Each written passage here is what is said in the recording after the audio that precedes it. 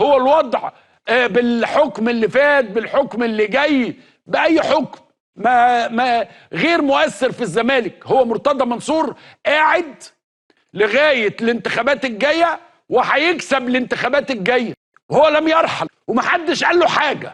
انا مش زعلان يعني، ما يفرقش كتير يعني، ما ايه اللي بيجرى.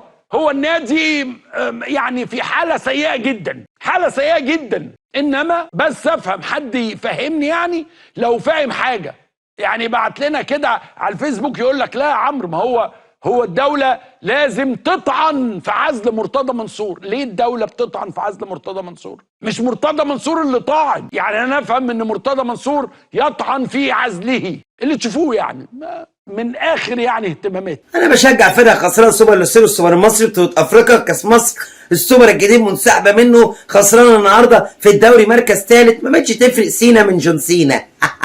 لجنه الحكام برئاسه بريرا انه الهدف الغائه سليم 100%. قرار اللجنه الداخلي او رؤيه اللجنه انه القرار اللي تم اتخاذه سليم 100%. ماشي. بس المفاجاه هدف الاسماعيلي هدف الاسماعيلي اللي اتلغى. المفاجاه بقى اللي هنا انه الهدف لم يلغى بتقنيه الفيديو، مع ان الراجل رجع الفيديو. اقول لك بقى. بص، هو اولا انه لما كابتن احمد الغندور رجع لتقنيه الفيديو الصوره ما كانتش واضحه بالنسبه له. هو اتخذ بعض المعطيات اللي ادت الى انه ياخد القرار انه يلغي الهدف، مع انه هو كان حاسبها. ايه هي بقى المعطيات اللي خدها؟ اللعيب محمد حسن والكابتن احمد الغندور طلع من الملعب قال له والله الكره جت في ايدي بس انا مش قاصد.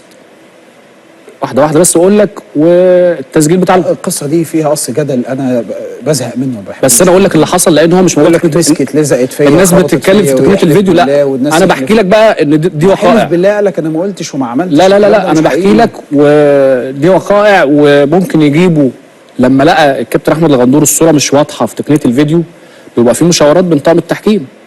المشاورات وصلت ان الصوره مش واضحه، فرجعوا المعطيات اللي بقولها لك نصا: عدم احتفال اللاعب قال للكابتن انه ما جاتش في ايدي او جت بدون قصد.